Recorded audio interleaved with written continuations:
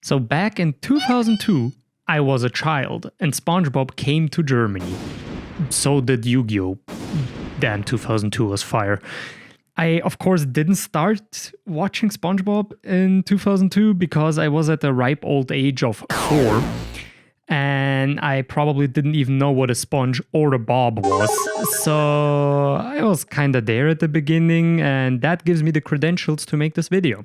And it wouldn't be a good YouTube video if it didn't start off by making fun of the French. Here we see Bikini Bottom, teeming with life, home of one of my favorite creatures, SpongeBob SquarePants. We can all probably guess why SpongeBob is one of his favorite creatures. It's because he has a pet snail, and this narrator is French.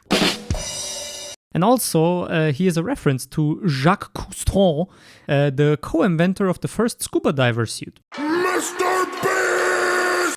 No, you don't understand. It's not like that. You see, it's really quite simple. Melodies like a melody. Okay, how loud does the ship horn need to be able to blow away SpongeBob's blanket underwater? Let's try to figure that out. According to the internet, SpongeBob is around 10 centimeters tall. His blanket seems to be roughly half his width and about his length, so around 5 by 10 centimeters. At that point, I realized that as a professional future college dropout, I might not have enough brain juice to calculate this properly. Fortunately, I came up with the idea to ask the They Did the Math subreddit. And they didn't do the math, so a long story short, I have no idea, and I'll say it's 1,252 decibels. Also, during this ramble, I just realized Mr. SquarePants here sleeps while wearing shoes. Gotta be in top physical condition for today, Gary. By the way, these plushies appear in 4 more episodes.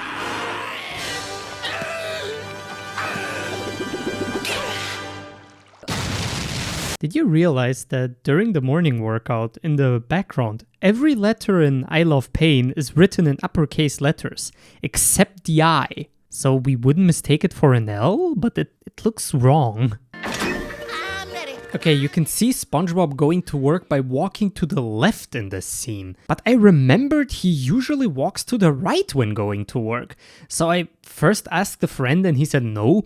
He goes to the left past Squidward's and Patrick's house. But I swear to God, I remembered he does walk to the right. So I started searching and I couldn't hecking find anything. And it took so long, but I found proof that I'm not insane. The Krusty Krab, home of the Krabby Patty. Isn't it ironic that the Krusty Krab is an actual crab trap? Which means Mr. Krabs runs a trap house. What's your name? Oh shit. And do you see these nautical flags hanging in front of it? They don't mean anything. I tried looking up the meaning behind them, but they make no sense at all, and this annoys me greatly. Lay on the line and I can't do this! Holy crap! Joe Biden? Hello, SpongeBob. Welcome to Fortnite. I mean, you will go to the Krusty Krab and get that job. Who's a big yellow cube with holes? Cheese. Oh no, SpongeBob. What could he possibly want? Go, SpongeBob! Go, Self! Leave me alone! Hi, Squidward! Hi, Squidward! Hi, Squidward! Hi, Squidward! Hi, Squidward! Hi, Squidward! I wonder who would write this graffiti on the glass door. Squidward doesn't really have any enemies at this part of the show, so my first guess would be Plankton? But he mainly has a grudge against Mr. Krabs, not really Squidward, so I don't know, man, it was so skeisen. I'm ready! Oh no, SpongeBob. Fuck you, Squidward. And now I'm ready. When SpongeBob trips over the nail and starts bouncing around in the Krusty Krab, we can see that the ship wheel tables all have symmetrical handles on them, except this single one on the bottom right. Why does only that table miss a handle? Ask Squidward, he'll vouch for me. No. I think we have reached a good part of the video where I can talk about some stuff I have noticed so far in this episode. Starting off, let me drop some SpongeBob lore on you. Bikini Bottom sits under the Pacific Ocean below Bikini Atoll in the Marshall Islands.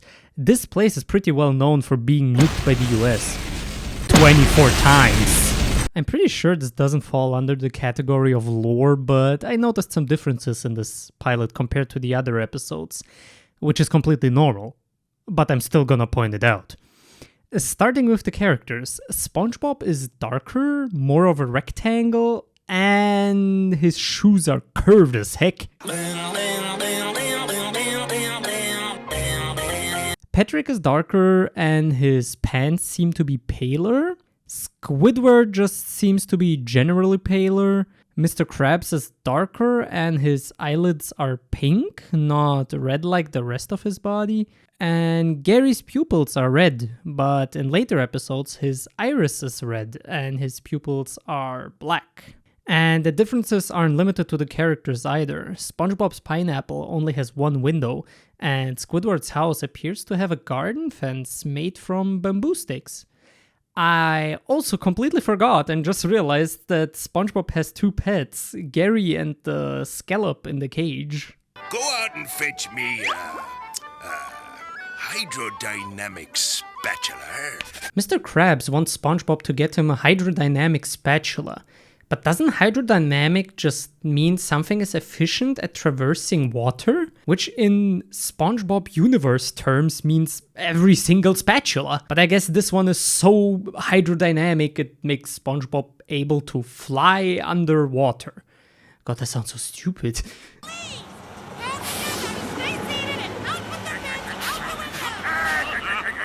In this scene, there are 4 buses with anchovies driving to the Krusty Krab, but in the next scene, we see that there are 5 buses parking, so where did this additional bus come from? Is this any way to behave? So, did you know that anchovies eat plankton? Form a neat single file line in front of the register? As a child, I thought that the anchovies were turbo overreacting, but apparently this was just SpongeBob predicting the dented cranium TikTok clout chasers that harass fast food workers for clicks nowadays. Bargain Mart, meeting all your spatula needs. Doesn't the Bargain Mart seem like way too small in this shot compared to when SpongeBob walks through it? I just noticed while editing, what is this frame supposed to be right before Mr. Krabs and Squidward hit the pole? Looks like some grandma carpet. All my fellas! Wait, during this dance when the background is the same color as SpongeBob, shouldn't we still be able to see his darker colored holes?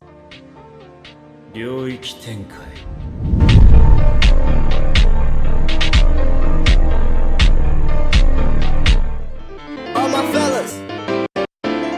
All my fellas! I know this is a dance, but my guy, you slept in these shoes, then walked to the Krusty Krab, then to the Bargain Mart, then I guess you flew back, but what is this number 15 Burger King foot lettuce hygiene?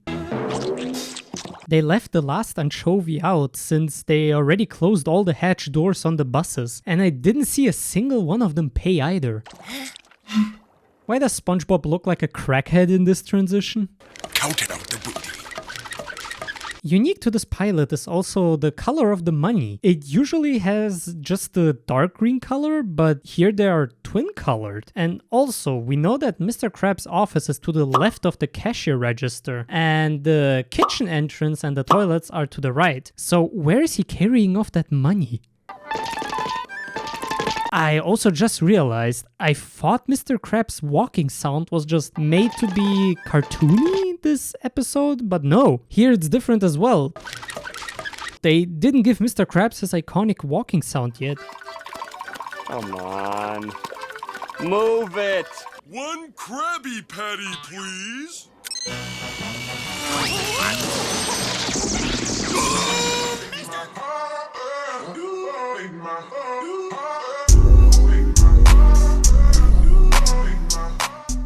SpongeBob enters the kitchen and 1 second later he shoots out around 30 Krabby Patties. Which means SpongeBob has the capability to make 1,800 Krabby Patties in 1 minute. Damn, Goku has nothing on him. Or he just had some over from earlier. Bonus episode! Before I started rewatching SpongeBob in English, I actually forgot that this no speech episode even exists. Probably because it's the shortest SpongeBob episode ever aired. No, they removed Squidward's garden fence, and SpongeBob now has 2 windows on his pineapple. Or this is canon since SpongeBob now has a job and maybe he just now could afford to modify his house and add another window? Wait, aren't clamps alive? Which means in real life logic, this would be a dead bird. That makes this episode sure seem pretty dark. Okay, SpongeBob also has a garage now, and here we see another window from this angle, which brings up the count to 3. And wait, why is this window now at a different height? Neighbors at 6 in the morning on a Sunday for no particular reason. How does this reef blower even work? It's blowing air under the water and using that force to push stuff away, but it doesn't make sense. Why doesn't this children's cartoon make any sense? This is not the amount of sand SpongeBob blew out of the ground. Apparently this leaf blower has the magical ability to turn mashed salad into a singular leaf after it blows on it. Wouldn't it be crazy if my subtitles would interfere with SpongeBob's subtitles? Big hand, SpongeBob! If the the ocean floor is flat, explain me this. Hey, it's Fred's first appearance. That's the I'm a leg guy and another fan favorite, blue fish and red shirt.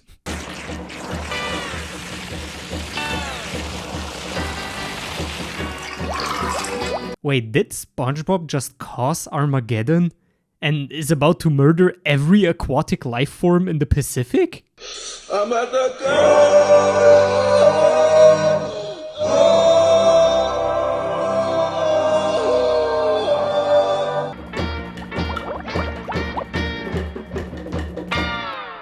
I think this episode was supposed to teach us about the concept of karma.